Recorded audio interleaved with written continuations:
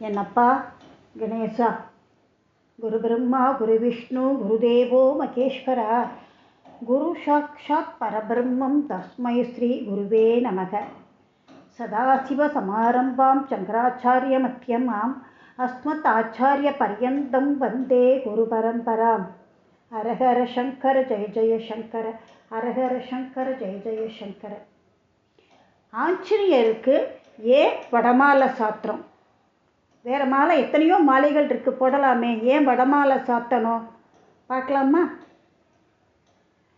ஒரு தரம் பெரியவாளை பார்க்கறதுக்கு வடநாட்டிலேருந்து ஒரு பக்தர் வந்திருந்தார். அவர் மனம் குளிர, அன்றைக்கி கும்பல் ஜாஸ்தி இல்லை, ரொம்ப எத்தனை நேரம் பெரியவாளை பார்க்கணுமோ பகவானை அத்தனை நேரம் திருப்தியாக வரைக்கும் பார்த்தார். அதுக்கப்புறமா அவர் நின்றுட்டு இருந்தார். அவர் ஏதோ கேட்க போகிறாருன்னு அவருக்கு தோணியிருக்கு. பெரியவாளுக்கு கேட்ட, என்ன சந்தேகம் கேளுங்கோளே அப்படின்னு சொல்லிட்டுன்னு.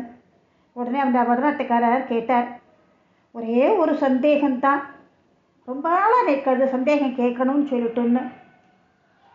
ஆஞ்சநேயரை பற்றி ஒரு சந்தேகம் இழுத்தார். என்ன, வாயுபுத்திரனை பற்றியா? கேளு அப்படின்னார். சுவாமி, ஆஞ்சநேயர் எல்லாருக்கும் இஷ்ட தெய்வமாக இருக்கார். எல்லாரும் அவளை சேவிக்கிறார். எல்லாரும் அவருக்கு பலவிதமாக மாலைகள்லாம் போடுறார். அந்த ஒரு மாலையை பற்றி தான் எனக்கு சந்தேகம். அவரே தொடர்ந்தார். தென்னிந்தியாவில் காரசாரமாக மிளகு வடையை போடுறோம். ஆனால் நான் வசிக்கிற வட இந்தியாவில் பகவானுக்கு ஜாங்கிரி மாலை. ஏன் வடமாலை சாத்திரா? மற்ற மாலைகள்லாம் போடப்படாதா அவருக்கு? வடமாலை ஏன் சாத்திரா? இந்த டிஃபரன்ஸ் ஏன் அப்படின்னு கேட்டார். அங்கே இருந்த எல்லாருக்குமே இந்த கேள்விக்கு இன்னைக்கு பதில் கிடைக்க போகிறது. இதுக்கு ஏன் இப்படி வடமாலை ஆஞ்சநேயருக்கு சாத்திரங்கிற பதில் யாருக்குமே தெரியாது, பாதி பேருக்கு தெரியாது. அப்போ அங்கே இருக்கிறவெல்லாம் நினச்சிண்டா, நல்ல வேளை இவர் கேட்டுட்டார், பதில் கிடச்சிடும் அதுக்கு அப்படின்னுட்டுன்னு. எல்லாரும் பரமாச்சாரியோட முகத்தையே பார்த்துட்டு இருந்தா பதிலுக்காக. பெரியவா மெதுவாக சிரிச்சா, சிர ஆரம்பித்தா. வடநாட்டு அன்பர் பெரியவா என்ன சொல்ல போகிறாருன்னு அப்படி எல்லாருமே ஜென்ரலாக ஆசையாக காத்துன்ட்ருக்கா. பெரியவா ஆரம்பித்தா, சிரிப்போடு ஆரம்பித்தா. எல்லா ராத்திரியும் குழந்தைகள் என்ன பண்ணணும், சாப்பிட்றதுக்கு அடம் பிடிக்கும். அப்போ அம்மா என்ன தெரியுமா பண்ணுவா, ஒரு கிண்ணத்தில் சாதத்தை பிசைஞ்சுட்டு குழந்தையை தூக்கி இடுப்பில் வச்சுக்கிட்டு வாசலுக்கு போயிடுவா. அதோ பாரு நீலா அப்படின்னு சொல்லி அந்த குழந்தைக்கு சாதமும் ஊட்டுவா. அதே சமயம் அம்மாவுக்கும் கொஞ்சம் இயற்கையான காற்றும் கிடைக்கும். இது எல்லா ராத்திரியும் இப்போ வரைக்கும் நடந்துட்டு இருக்கிறது தான். அது கிராமங்கள்லையும் சரி, டவுன்லேயும் சரி நடக்கிறது. அதே மாதிரி தான் அனுமான் சின்ன குழந்தையாக விளையாடிட்டு இருந்தார். அப்போ வானத்தில் பார்த்தேன்னாக்க சிக்கச்சவையேன்னு ஒரு பழம் மாதிரி தெரிஞ்சது. அவருக்கு தோணிட்டு, ஆஹா, இதுவும் மனுஷா சாப்பிட்ற பழம்தான் போல இருக்கு அப்படின்னு நினச்சிக்கிட்டார். இதை ரொம்ப சாப்பிட்றலாமே அப்படின்னு நினைச்சார். அவர் வாயுபுத்திரன் இல்லையா, அடுத்த க்ஷணமே அது அவர் கைக்கு வரணுங்கிற ஒரு எண்ணம் உண்டு. அதே வேகத்தில் பறக்க ஆரம்பிச்சுட்டார். அங்கே இருக்க தேவர்கள்லாம் பயப்படுற, ஐயோ குழந்தை பிறந்து கொஞ்ச நாள் தான் ஆறுது, அதுக்குள்ளே சூரியனை சாப்பிட்றதுக்கு இது இப்படி பறந்து போகிறதே அப்படின்னுட்டுன்னு ரொம்ப பயந்தான். வாயுபுத்திரனோட வேகத்தை யாராலையுமே கட்டுப்படுத்த முடியல. அப்போ என்ன பண்ணுறார், ராகு என்ன பண்ணுறார், நம்ம ஒன்று பண்ணுவோம், நம்ம போய்ட்டு சூரியனை மறைச்சிடலாம் அப்படின்னு ஓடுறார். அவரும் ஓடுறார். ரெண்டு பேருக்கும் ரேஸ் நடக்கிறது. வாயுபுத்திரனுக்கும் ராகு கிரகத்துக்கும் ரேஸ் நடக்கிறது. ஆனால் ஜெயிச்சது என்னமோ ஆஞ்சநேயர் தான். ராகு பகவான் தோற்று போயிட்டார். முடியல அவரால். அப்புறம் அதுக்கு என்ன பண்ணணும் அப்படின்னு யோசித்தார். அதுக்கு பதிலாக என்ன பண்ணுறேன்னாக்க, அனுமானுக்கு ஒரு அங்கீகாரம் கொடுத்தார். நான் தோற்று போயிட்டேன் இல்லையா, அதுக்காக எனக்கு பிடிச்சமான உகந்த தானியம் எது, உளுந்து. அதனால் உனக்கு ஏதாவது உணவு பண்டம் தயாரித்து அதை உனக்கு கொடுத்து யார் பூஜை பண்ணுறாளோ அவளை எந்த தோஷமும் அண்டாது. நான் அவகிட்டக்க போகக்கூட மாட்டேன், நான் ராகு தோஷம் வரவே வராது அப்படின்னு சொன்னார்.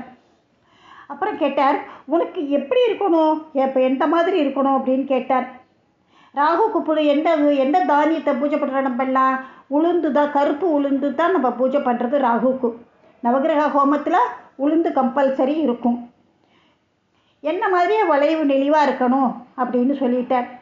அப்போ அதனால் அவர் என்ன பண்ணினார், ராகு தோஷம் உள்ளவாள்லாம் வடமால பகவானுக்கு உளுந்தால வடை தட்டி ஆஞ்சநேயருக்கு சாத்தினாக்க நிச்சயம் நான் பக்கத்தில் போக மாட்டேன் அப்படின்னு சொல்லிட்டார்.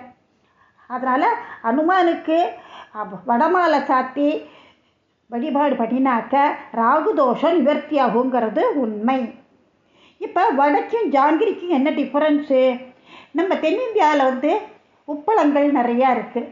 அதனால் இவள் என்ன பண்ணுறா, உப்பும் மிளகையும் போட்டு வடை தட்டி வடமாலையாக சாத்துறா.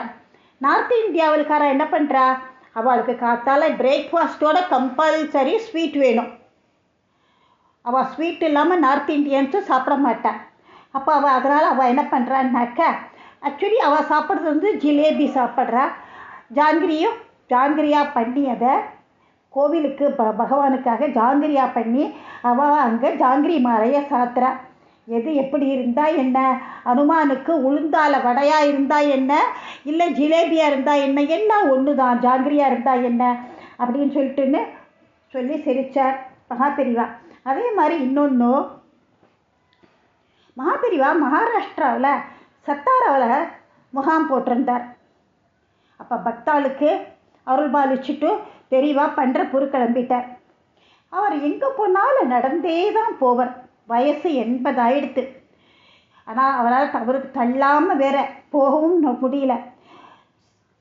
சத்தாராலேருந்து பண்றப்பூர் 150 கிலோமீட்டர் நடக்கணும். கூட இருந்தவெல்லாம் கொஞ்சம் பயந்தா, எப்படி போகிறது இங்கேருந்து, வயசு வேற ஆயிடுத்து அப்படின்னு சொல்லிட்டுன்னு.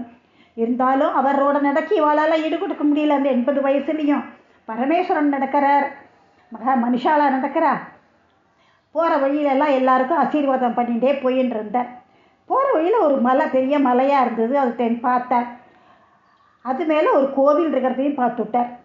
அதோட அடிவாரத்தில் நின்றுட்டார். கூட இருந்தவெல்லாம் அச்சிச்சோ மேலே போய் தரிசனம் பண்ண நினைக்கிறாரோ பெரியவா அப்படின்னு நினைச்சா. அந்த சமயம் உச்சியிலேருந்து தாவி வந்தது ஒரு கருங்குரங்கு. அது பார்க்கறதுக்கு மனுஷா போல் பெருசாக நல்ல உயரமாக வலிமையாக வேற இருந்தது. அதை விரட்டினா இவாள்லாம்.